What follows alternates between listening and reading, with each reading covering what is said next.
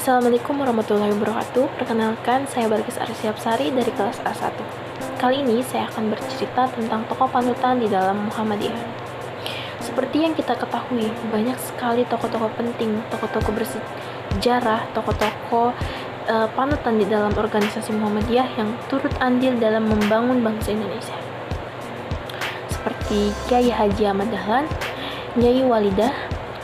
Lalu ada 3 tokoh yang eksis pada masanya. Beliau adalah Ki Bagus Hadikusumo, Kasman Singodimedjo, dan Abdul Kahar Muzakir.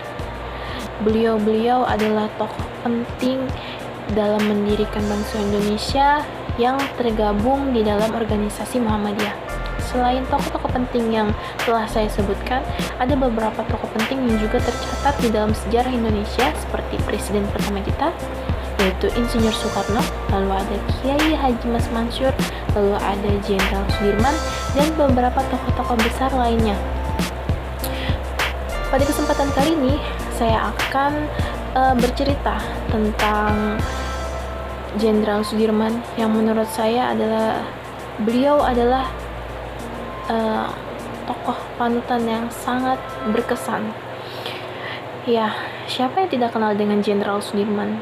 Jenderal Sudirman adalah salah satu anggota militer yang sangat membanggakan. Ya, beliau juga turut andil di dalam organisasi Muhammadiyah. Beliau adalah pemimpin kelompok Muhammadiyah pada tahun 1937. Pasti penasaran dengan biografi beliau, bukan? Saya akan memberitahu biografi beliau. Pada tanggal 24 Januari 1916 lahirlah seorang Sudirman kecil. Sudirman lahir dari pasangan kakek biasa di Purbalingga, Hindia Belanda. Sudirman tumbuh menjadi anak yang rajin, aktif dalam kegiatan sekolah, dan juga mengikuti program kepanduan yang dijalankan oleh Muhammadiyah. Memasuki sekolah menengah, Sudirman mulai menunjukkan kemampuan di dalam kepemimpinan dan juga berorganisasi. Selain itu, Sudirman juga dihormati oleh masyarakat karena ketaatannya pada Islam.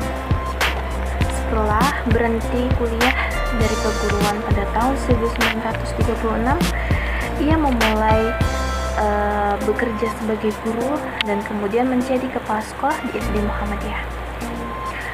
Setelah Indonesia memproklamirkan kemerdekaannya pada tanggal 17 Agustus 1945, Sudirman melarikan diri dari pusat penahanan menuju Jakarta untuk bertemu dengan Presiden Indonesia yang kala itu adalah Insinyur Soekarno.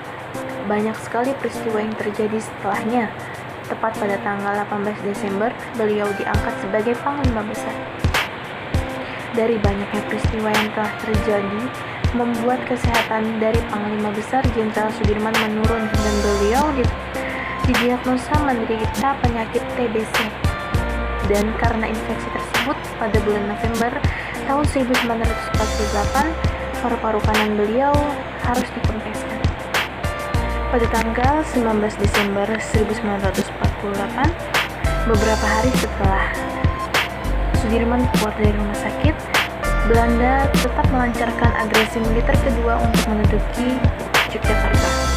Pada saat pemimpin politik lainnya berlindung di Keraton Sultan, Sudirman dan pasukannya tetap memulai perlawanan gerilya selama 7 bulan.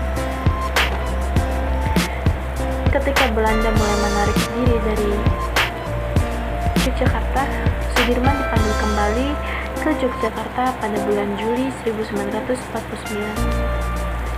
Pada saat itu, beliau ingin tetap meneruskan usahanya, tetapi Presiden Soekarno melarang karena penyakit beliau.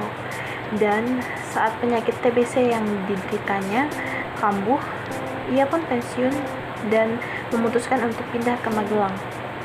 Beliau wafat kurang lebih 1 bulan setelah Belanda mengakui kemerdekaan Indonesia, dan beliau dimakamkan di Taman Pahlawan Semaki, Yogyakarta. Indonesia sangat berduka.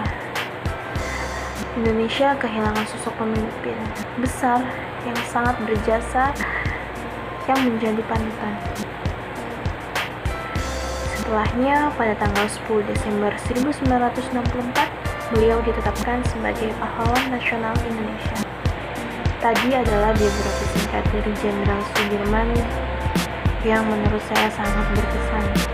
Beliau adalah sosok besar yang menjadi panutan bagi pemuda-pemudi Indonesia, begitu juga bagi pemuda-pemudi Muhammadiyah. Kita dapat mengambil kesimpulan dan dapat mengambil pelajaran dari cerita beliau, dari biografi singkat beliau yang tadi saya telah ceritakan. Semoga bermanfaat. Terima kasih. Wassalamualaikum warahmatullahi wabarakatuh.